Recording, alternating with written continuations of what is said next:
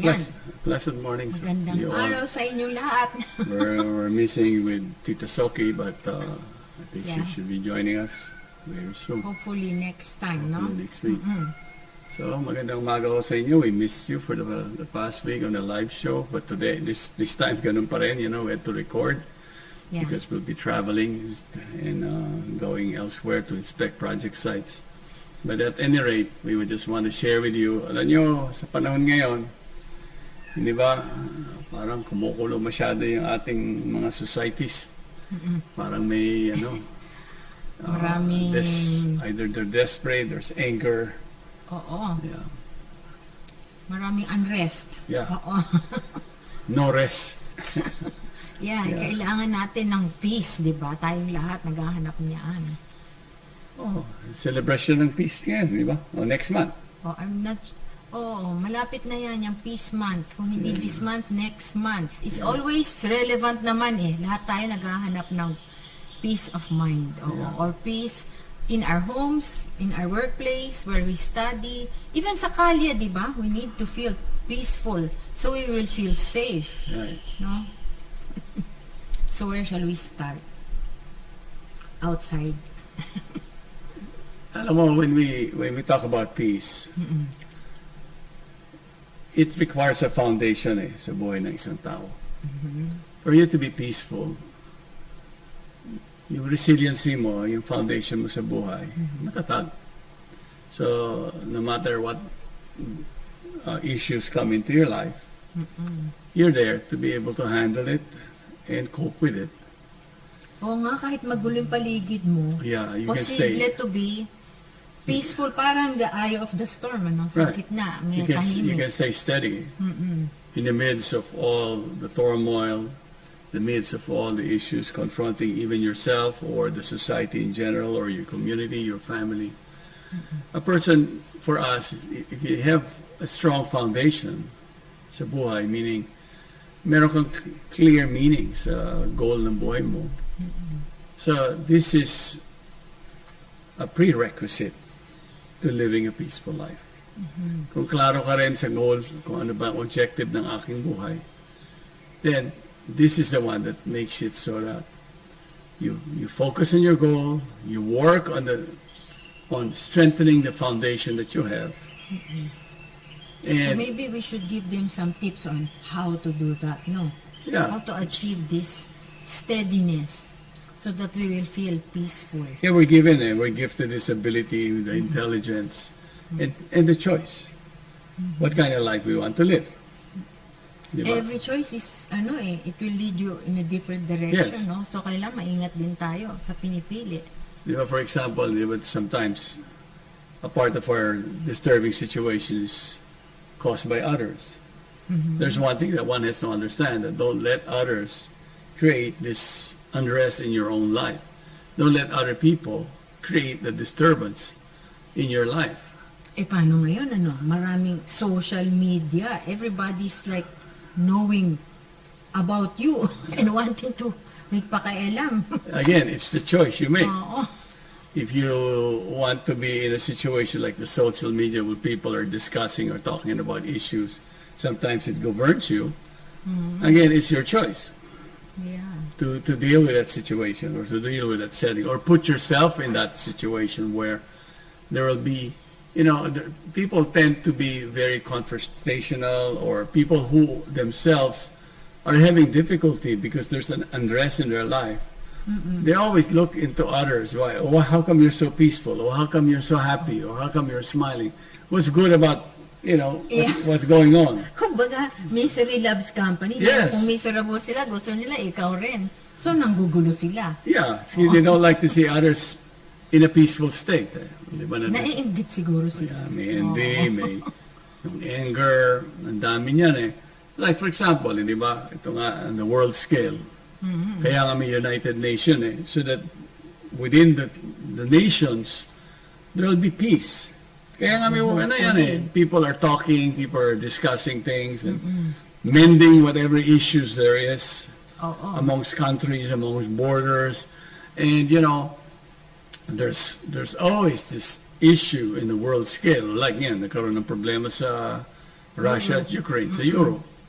You know, it's not going to get anywhere to solving a peaceful situation. They're going. Oo nga, parang palala pa tayo Oh, dyan. lumalala pa. Like, you know, threats here, threats there. It's not making sense to this person who is very insecure, who is not, you know, anymore trying to, there's no more rhyme and reason. That's the issue. Hindi makontento eh. When there's anger, right, and there's dissatisfaction in a person, he can in multitudes, ang sabi nila. Oo. A person who might Nadadama be, yung iba. yeah, Oo. who will be an influencer or siyang liderato, nadadamay lahat ngayon in Russia. No, nagre-recall na sila ng kanilang mga reserves, ibig sabihin ng mga 300,000. Tsaka nag-ano sila na, conscription, bago Yan nga, na tayo. yan nga, Oo. they're tapping into the reserves Yeah. and telling them, look, you're going to go on active duty very soon. Oo. You know, to help out because on the war effort that they're doing. So it only means instead of Sana kakalma na. kinakalma, hindi makalma-kalma. Because Paano magkakaroon ng peace, no? right. May So gera pa and you din. can see how disturbing it is. Destruction, misery, starvation, nagugutom mga tao. Tsaka Then lahat, you- kahit tayo nakalayo-layo natin, apektado tayo. Then you know you have a whole new generation of people who are experiencing going through this. Sure, you know, bringing out the worst in them to defend their right to defend their land. May right sila ron eh. Matotrauma patuloy Right, so sila. that means there's a whole generation going through this. And ang nakikita rin nila, wow, kailangan tayo maging ganito, kailangan tayo maging malakas at matatag at matapang at alam mo yung maganda, nawawala ngayon yung softer or goodness qualities na innate sa lahat ng tao. Kasi pag walang goodness, walang katahimikan yan eh. Pag ang nilalabas mo eh, galit, alam mo, Walang hatred. violence. Oh, so it brings you to that point. And it also points out to the very weakness of the society in general. You know, when on your own lives, your foundation to your existence and the purpose of what you're pursuing in life is weak, then definitely many things will be disturbing to you. There will be no balance in how you perceive things. See, this is that nature. Eh? This is the nature of instability. Kaya nga instability, balance eh. Ang katugma nun eh. Oo. You know how when you exercise, there are And only when it's stable can you have some peace. Di ba? Yes. Kasi hindi ka magulo. right, and there are those who have unstable lives. They want to create issues kasi unstable sila eh. Oo. Or halimbawa, minsan talagang wala sa lugar eh. No? Kamukha, may kausap kami na worker namin. Eh, pinabayaan niya yung trabaho niya. Eh di, syempre, tinatanong na, anong nangyari? Bakit ganoon? Eh, yun pala, may problema siya. Hindi sa amin, ha? Sa ibang tao. Eh, ba't niya pinapabayaan ang trabaho niya, di ba? Parang ilalabas niya yung galit sa kanyang trabaho. Hindi dun sa kailangan niyang mag-ayusan sana sila. So, hindi na reasonable mag-isip tuloy. Right. Pag galit ka, wala. Nawawala ang iyong intelligence. Kung ano yung dapat gagawin at hindi dapat. That's right. For there has to be peace in land. You see, when you talk about, in nature, leave nature alone. It's a place of serenity. Di ba? Pag nandun kayo sa Diyan tayo beach, magiging peaceful. di ba, nandiyan kayo sa kagubatan o malinis na ilog or you go to the natural setting, di ba? Kadalasan, when you go to these places like this, it presents a whole different feel to the things. Oo, very calm. And Calming, quiet. Minsan quiet. ngayon, sasabihin ng tao, ang tahimik naman dito. Hindi na sila sanay. Kasi sanay sa syudad, napakaingay. Napakaingay. So, ang buhay nila, gusto nila maingay din. Hindi lang sila So, puro sanay ingay. sa sobrang tahimik. You know, so, again, I keep, kumbaga, the foundation eh. You have to have strong foundation. So, when you let's say in a family, di ba, there are support systems that is involved from parents to children, grandparents, kuyas, ates, down to the sibling, di ba? May ganyan. Tapos may mga kamag-anak. It all has to do with providing a more stable setting to a family so that there's always, kumbaga ano, may stopgap sila. Pag may ganitong issue, may sistema to address. Oo. Right? The lack. Pero kung yung pamilya, mahilig sila sa, hindi rin sila kalmado, then ganun yung mga bata lalaki. Yeah, there's no Magulo like-mindedness yung and there's, kanilang yeah. pamilya. may mga pamilya, ba't minsan lang magsama, mag-aaway pa. No? Pero meron naman pamilya, lagi silang magkakasundo. Yeah. Peaceful. No? So, nasa patakaran din talaga at nasa consciousness nila. Yeah, Diba? plus you work on it. It's not, Yes, we have to work on that. yes, it's not just given. It's there, but you need to work on it, just as everything in this world, you know. For you to have inner peace, you need to work on that. Oo. You need to strengthen your own resolve, your foundation in life. Ganun yan. May ganun nga, yung sinasabi mo, work on it. Siyempre, ang una natin i-work on, sarili natin. Kasi may ibang tao, sa loob ng kanilang isip, magulo na, walang peace. Kasi meron silang mga, siguro may guilt sila, o meron silang pinagdaanan na galit sila.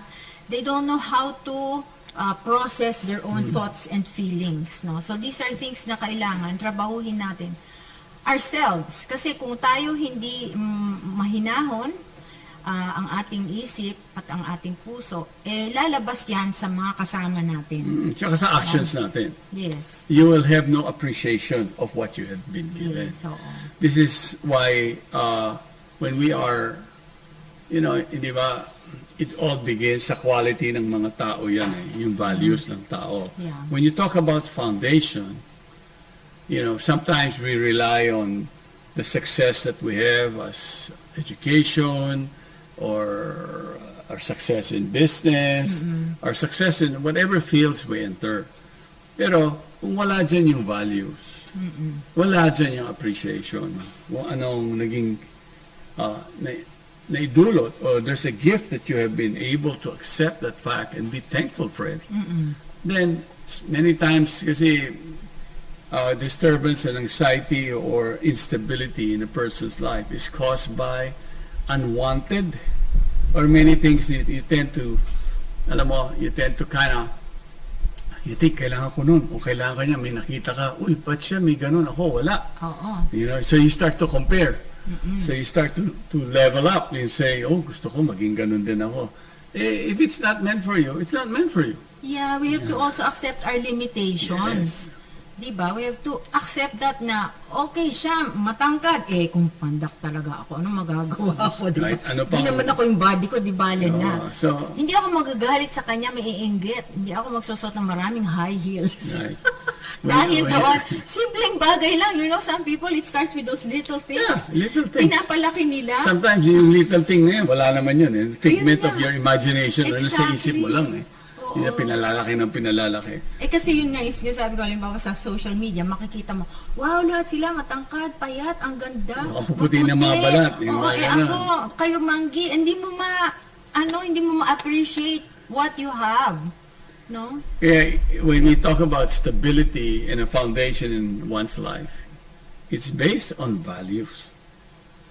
You know, it begins with humility. Yes. Begins with yourself talaga. Right. No? It begins with humility. Oo. Kasi ikaw ay humble. Unang gagawin mo, isang nature ng isang humble person.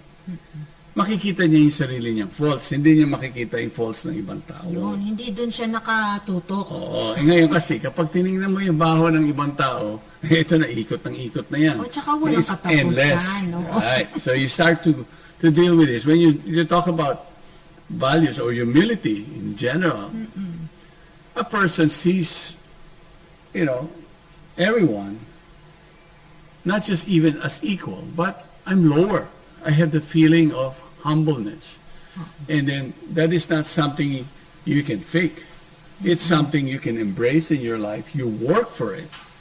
And you can see that I would never want to see the faults of others or a person in this nature. He only sees his own faults. Oh, tsaka Yun ang kung nakita kagandahan nga niya, ba't tinanggap niya, halimbawa, okay, hanggang dito yung kaya ko. At least, I appreciate na naabot ko yung kaya ko. No? And I know when to say, enough. Okay na to sa akin. masaya na ako dito. So I that have to means- have a point of satisfaction. Yeah, Hindi that- yung lagi that- kang yearning for more. That requires a nature of simplicity. Yes. Oo. You know, kasi having accepted, or it's not like I need to accept to be simple. No. This is something, again, you work for. You know, and we are gifted with this We're given. Sa simplicity, minsan kasi pagdating sa sukatan, kung ano yung meron siya, anong meron ako, o kung hanggang dito lang ako, hanggang dyan siya. O kaya nakikita mo, siyempre, so simplicity at saka humbleness, i-combine mo yun, makikita mo, kunyari, say, she was dealing with a worker today. I was dealing with him, and I was just trying to explain to the person, let's be straight. You know, no ifs and buts here. Kung may pagkukulang ka, tatanggapin ko yung pagkukulang mo. Right? But at the same time, pag hindi mo tanggapin yung pagkukulang mo, yan ang nagiging cost ng difficulty mo ngayon. Kasi kanya kung may mga problema, kasi simple lang Sisimplihan mo lang yung diskarte mo dyan, kumbaga sa salita. If there's simplicity, you go direct to the point of issues immediately. So, para wala ka ng pawarde-warde. Kaya, okay, ayan ang problema. O, sige, go. Ayusin natin, Oo, di ba? ayusin kaagad. Kung ganito ang naging pagkukulang, ayusin natin kaagad. Oo. Magganun kung ba? hindi kami yung merong problema, ayusin niya in another way. Oo, tapos i-present mo yung mga problema. Pag hindi naman marunong makinig, isa pa yun. So it becomes a factor now, the difficulty for the person to comprehend what you're trying to say and communicate. So the nature of simplicity gives you that potential to be able to kumbaga yung perception mo nagbabago ka agad. May humility ka na, may simplicity ka pa. How you perceive things, you immediately see your limitation, and you could see, you know, kumbaga when you're confronted with certain things or when you're faced with certain issues, such nature of simplicity and humbleness helps you make the right decision that brings you to a clear, Progress. a clear solution to whatever it is. So pag may ganyan ka, hindi ba mahinahon ang pag-iisip? Alam mo? Kailan marunong din tayo talaga tumanggap na, oo nga pala, nagkamali ako dito. Kaya matuto So, dapat ayusin tumanggap ko. ng ating, kasi we're imperfect beings Hindi naman tayo perfect So meron tayong magiging pagkakamali sa buhay. Pero kung tayo simple and humble-minded tayo, madali mo matanggap kung ano yung shortcomings mo at pagkukulang mo. Hindi yung parang lumalabas na yung mga usok sa tenga, yung mga gano'n, kumukulo yung, kumbaga kulong-kulo, mahirap. Ginausap mo, yung mga gano'n, you can't reason You don't become reasonable, you lose that For there to have peace of mind, the qualities of what I was saying earlier, meron pangatlo, yung reasonable. Maging reasonable tayong tao. Hindi ba? Ibig sabihin nun, kung ikaw isang reasonable na tao, pag narinig mo ang isang tao pointing to something, because you're reasonable, one thing that comes in, with humility and simplicity, respect. Pag magalang ka, yan sa lahat ng tao, sa mga bagay na nangyayari sa palibot mo, again, these qualities carry you. So, you're one-pointed, kumbaga, it's easy for you to resolve things.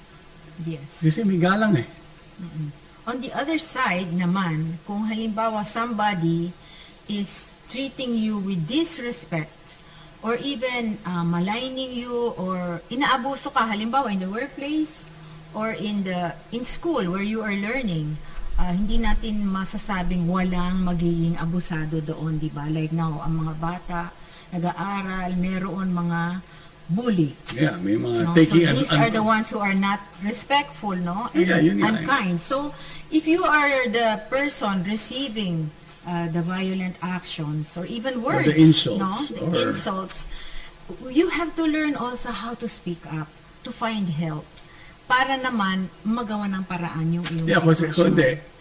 if you let it go, you let it Lalala. continue, Oo. you won't have any peace. Yes, You'll be lalala disturbed. yan. Oo. Yan nga ang nagiging problema ngayon. It becomes a an issue like, Affects your mental yes, health as well. affects your well-being is affected. Yeah. Like sometimes you will have, maybe you're not a child being bullied, but you are an employee na yung iyong boss is making you do things that are not in your contract, no? Wala sa mga dapat mong gagawin. May mga ganun kasi eh. They want you to do way more than what you signed up for. No? So remember, we have our rights also. We Kaya can nga, do something about this. Yeah. humility, diba? Humbleness, diba? Remember, humility and Simplicity. humbleness does not mean tatanggapin nyo ang abuso ng iba. Reasonable, being reasonable, right? Pag pinagsama-sama niya, pinag-ambag-ambag yan together, you know, you see and perceive things with a balance. Kumbaga, alalamin mo kagad. You can prevent trouble easily. Alam mo rin kung sino yung tao na who will be disturbing you or who will cause you trouble, Yes. and you respond to it. Because you're a reasonable person, you will seek. If you cannot negotiate with this person or talk to this Directly, person oo. directly, Find then some help. find some no? help to help resolve the issue. Oh, like sa Department of Labor, you can bring your case there and they can help you. No, but like If it comes to that, no? Hopefully there are other ways to do it na hindi na umabot doon. but in general, there's always someone you can approach to help you. Yes. Yeah, nobody's just going to leave you hanging. You can speak to your parents about it. You can speak to your older brother. You can, find means. Pero minsan, siyempre, napakabata yung nabubuli. Yung mga children pa lang, nangyayari rin yan. Siyempre, kung tayo ay magulang, we can start to pinpoint that there's something wrong with the child. Kasi actions will tell right away. Look, I don't want to go to school. I don't want to do certain things. There's certain things that changes in his behavior. These are, kumbaga, symptoms that you're beginning to see that, there's something not right. Something's bothering this person.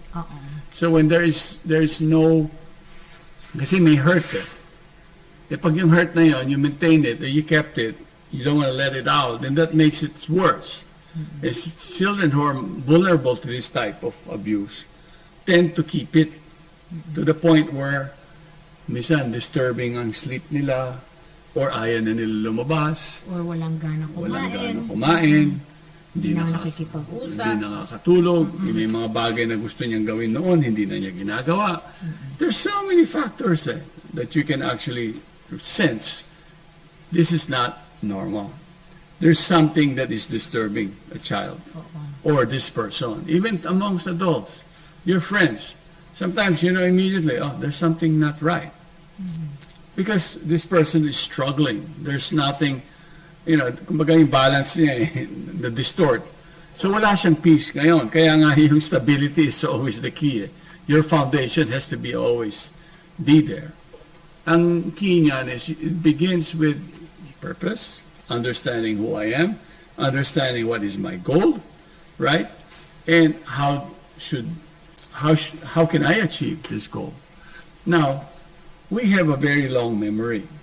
Napakaganda ng capacity ng ating pag-aalala sa mga bagay, sa mga experiences sa buhay. Kaya nga, kapag may mga disturbing experiences na pasok, hindi mo ngayon ma-process, right? Hindi mo na po-process, just as a young child would have a difficult time processing things. Kasi sa bahay, the parents are always so loving and alam mo, if it's Sana, oo. that's how the household is. Yes. Kasi meron din mga household na baka Hindi ganon. yung cost ng disturbance ng child, nakikita ng teacher na parang hindi makapag-aral, walang concentration. Yung pala sa bahay, meron din nangyayari. So these are things that we can see amongst ourselves. Now, this type of experiences, young or teenager or as adults, because we have such a long memory, and it sticks to our head. Yeah, usually may trauma from childhood. Right, you cannot. Dala hanggang adulthood. Yeah, you need to process it out. Ilalabas nyo yan. So these are key factors for us as parents or adults. Kasi most importantly, in classrooms, in the workplaces, at home, di ba you create that ambience of peace where people can function, safety. Kaya nga tawag natin safe spaces Di ba? They feel safe enough to do what they have to Yeah. do. Oo. So may mahinahon na pakiramdam. With regards to mga yung sinabi mo na mga trauma na noon pa, one way that usually you are advised to deal with it is to journal, magsulat ng parang diary, journaling. Because sometimes when you write it down, it helps you process what you've been through also. And you can begin to see it from a different point of view. Yeah? We say that's very helpful to do. And sometimes our mind is just bothering us, but when we start to write it down, we have to organize our thoughts, di ba? Saka isip natin, makikita minsan natin na, oh, that wasn't so bad, or, oh, I can do it this way. It gives you ideas how to deal with your traumas or the things you're struggling with. That's right. When you deal with well-being, or yung lakas ng tao, abilidad niya mag-process lang, tanggapin yung mga limitations lang nandiyan sa mundo. Alam mo, yung well-being ng tao, isang bagay na nagagawa nila. Alam nila na may mga difficulties na naiintindihan nila. Ngayon, may mga ibang tao or kabataan or children, we all know that they're still immature in certain ways. They're still trying to process or overcome whatever it was that has been disturbing to them.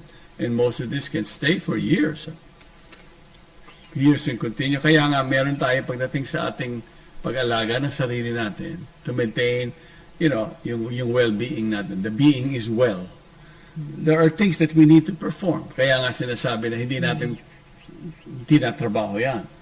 If you want to have a good physical fitness, kumbaga, you feel good about your body's health, then you need to work on that every day. Yeah, we need to practice all those things that make our lifestyle healthy. Then you need to also go sleep properly. Right.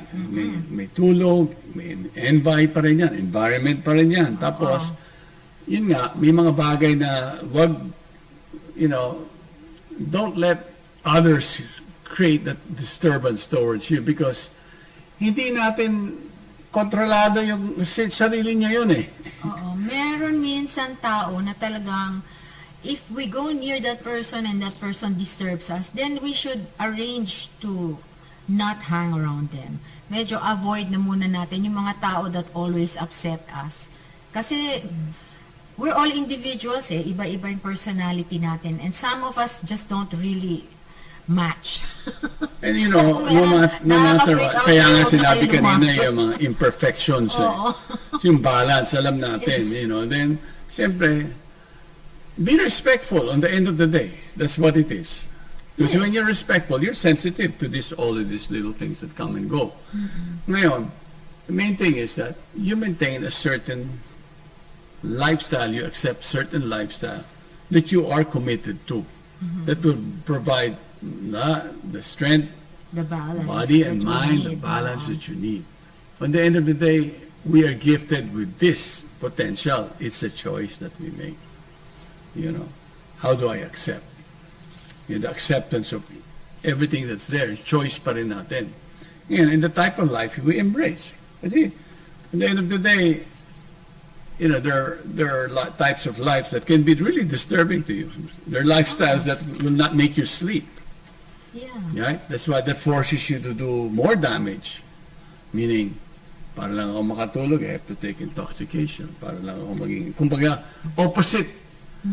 Opposite nung a very clear lifestyle that is healthy, that is sound, that you're socially, kumbaga, there's balance in your life. You can deal with people. You can, when, okay, hanggang dito lang ako sa taong yan. But I won't be judgmental. I won't be, kumbaga, tinitingnan ko yung limitations o yung baho ng isang tao. No.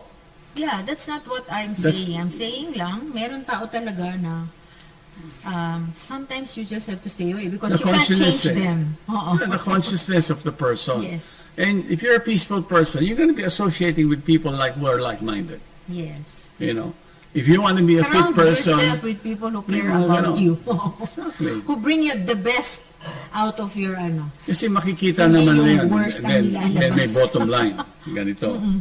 Siyempre, you have to be engaging in activities that brings about satisfaction and happiness in your life. Now, when you live this way, kumbaga, there's so many activities that we can be doing.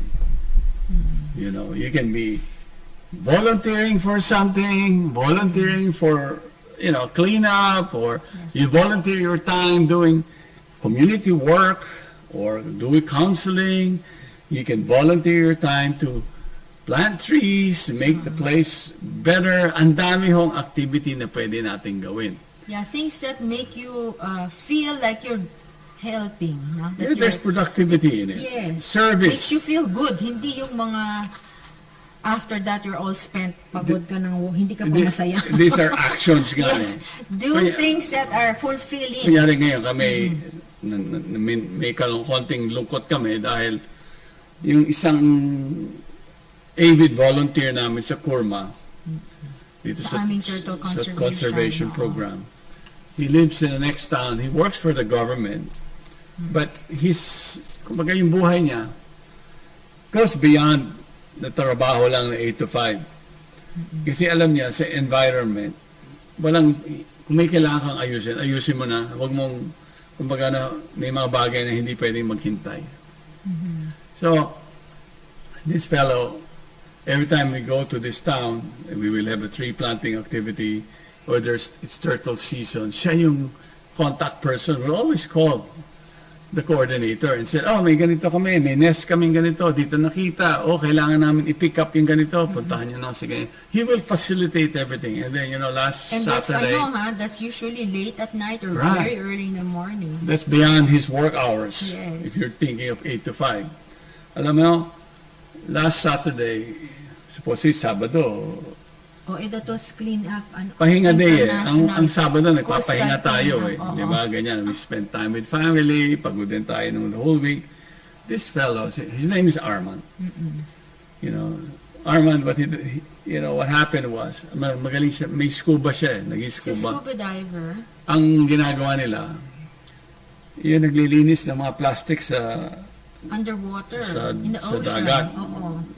Yeah. Mismo sa mga imilalim. So doon sila, nagda-dive sila, kinukuha nila lahat ng mga basura. Alam mo, Most people were on the beach cleaning up. right, Sila nandun meron sa sila, ilalim. kinukuha lahat ng Oo, basura. sa dagat. Patapos na sila. But apparently parang parang siyang kailangan balikan ng dalawa dahil yung Oo. He was finished, but nagbilang siya, kulang sila. Kulang. So, hinanap niya. ginanap niya, bumalik siya. Apparently, whatever it was, his body was found almost 25 minutes later floating Yeah, hindi somewhere. na siya nakabalik. Hindi na siya Oo. nakalutang. This fellow, his 2 kids, wife, and ang lungkot sa amin dito kasi this fellow was always the guy who's there. When you need something, he's there. When you need to guide the village of people who's going to plant trees, he's always going to be there. If He they have problems, they go He to has a him. smiling face Oo. talaga. Parang pag nakita mo siya, A solve na ako. peaceful guy. Hindi na ako ano rito. Peaceful guy. Kaya ganun nga yung uri ng ginagawa niya. Oo. Kaya minsan nakakalungkot din dahil wow, such people, so nice to be with them. Yeah, they bring about that sort of feeling na wow, there's inspiration, there's that feeling of volunteer, giving, kumbaga selfless yung kanyang Kumbaga serbisyo. yung cup niya was overflowing. Yeah. He was happy, he was peaceful, he was satisfied, so he was ready to help others as well. Kaya selfless service ang tawag. Down to the last moments of his life, iniisip niya yung ibang tao na hindi pa lumitaw. He was worried about them, Yes. so he went to find them. And, you can be engaging in many activities that is by nature of service. When you do this, true happiness is felt. When there's happiness, there is peace. Pag ikaw ay mahinahon ng pakiramdam, masaya ka na tao, and that's also, kumbaga others will, wow, ang saya niya naman. Oh, Yes. ayan, ang bigat, kumbaga Nakahawa. alam niyo ba kung ano yan? Napakagaang ng loob mo. Yung mga iba, malayo pa lang, nakikita mo, humapoy na eh. Magsasalita ka pa lang. Parang merong dark cloud Oo. siyang dala. But this guy, whenever he comes, naku, everybody masaya. Brightens up. Oo, brightens up. Kasi lagi siyang nakangiti talaga. Nakangiti. So that he will be sorely missed also, but we know the service that is done It went beyond his own self-interest. It was for the betterment of others. So when we live our lives this way, we embrace that which brings about selfless service. Yeah, service beyond yourself. Then the result of that is far-reaching in your life because you're trying to touch other people's life. You're engaging them in such a way that here's the path for a better way of life. In service to God, service to humanity, service to the environment, the wildlife, everything. Anything in line of service, it changes a person's consciousness. And that brings about peace in a person's life. But the moment you start to see everything towards yourself, kumbaga self-service ba? Para sa iyo palagi. And then, you can only be so happy. So, kumbaga ano bang happiness yung dadalhin doon, di ba? Wala. When you think only of yourself, that's when you're most miserable, Right. di ba?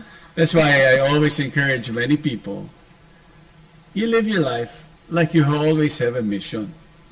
From the very beginning, meron kang mission. Bata pa lang, kunyari, may nakita kang, may mga children, nakakita sila ng maliliit na hayop, or dito sa amin, mga pawikan kung hindi pawikan, o kaya dito sa bundok, daming uring mga ibon, wildlife, ang dami-dami. So palagi kumbaga may naririnig kang huni ng isang ibon, bumalik siya, or, nandito siya ngayon, or, may nabangga na naman yung isa naming Emerald Green Region na nabangga na naman. May lungkot yan But you always feel that these are, they're not just things, but they're beings that you need to be protective, overprotective towards them. You need to give them what they need. Food, shelter, water, whatever. Or just the peace to do whatever they need to do. You bring about the peace that they require, so there's reproduction. Kasi kapag disturbed din sila, hindi magpaparami yung mga yan. Parang tao, pag ikaw ay disturbed, you cannot think of, pagdating sa children, raising children. You can't do things good, Right, wala.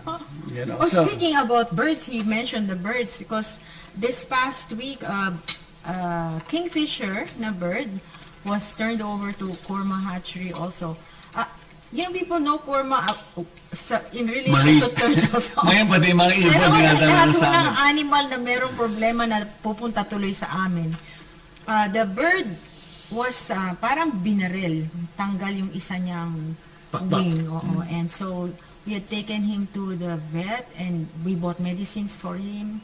Pero after 2 days namatay na kasi masyado nang malala yung kanyang condition. Trauma kasi yun So please, sana naman, let us leave these creatures alone. They are living their lives. They have their own contributions to our environment.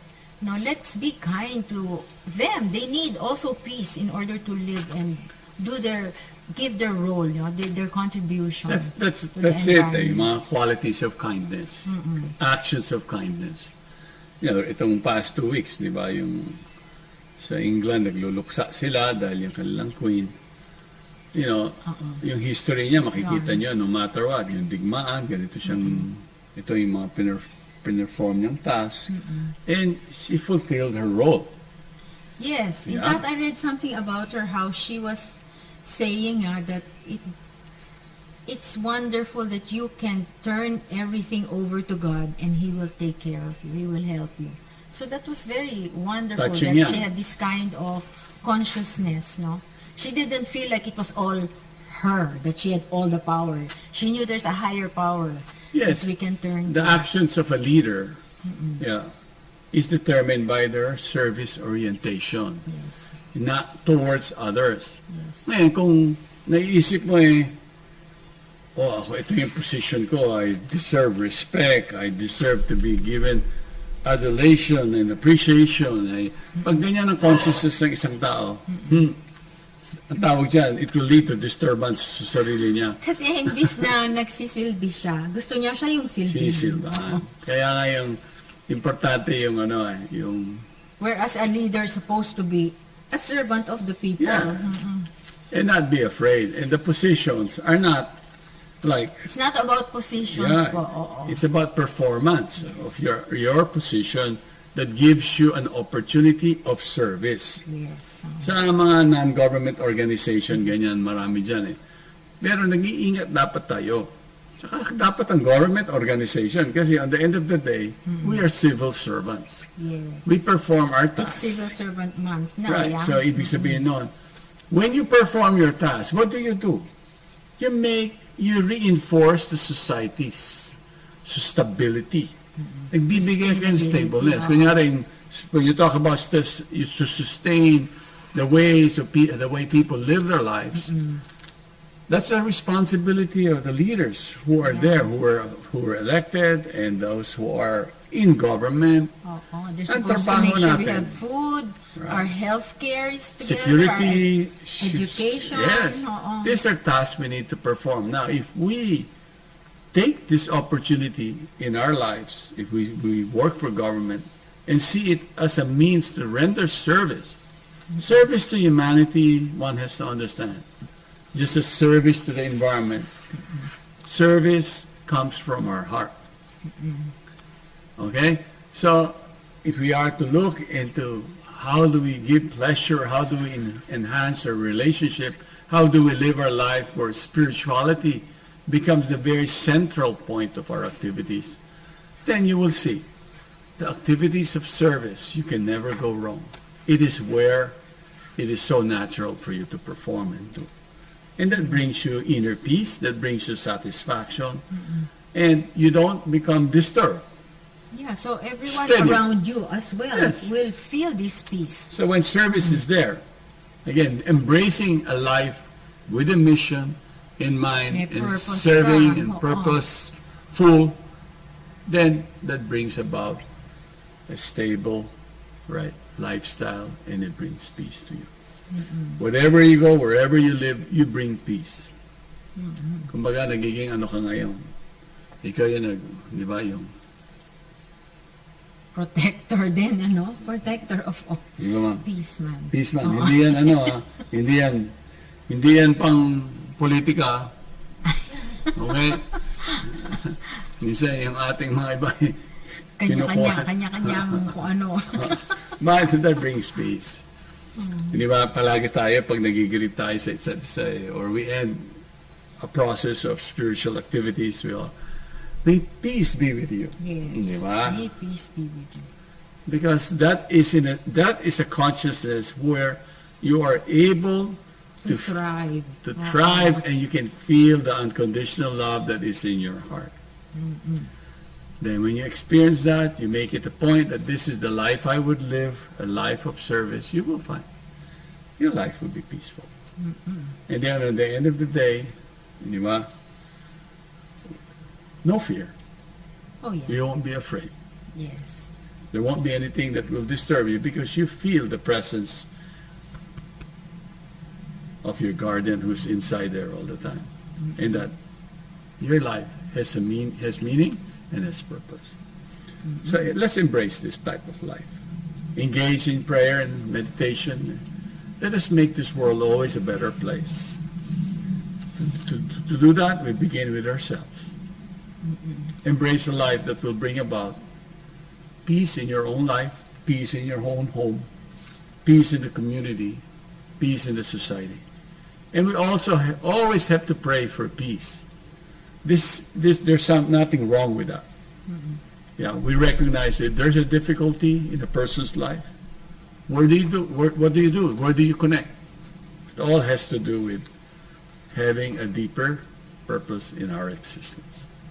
So again, sa ating mga kaibigan, marami pong salamat sa inyo. Pang-araw-araw na buhay, tingnan nyo kung paano nyo pwedeng makipagsilbi, paano kayo pwedeng magsilbi sa lahat pwede nyong gawin. But minsan, huwag nyong isipin na kailangan malaki. Yeah, small things mean a lot. Yes.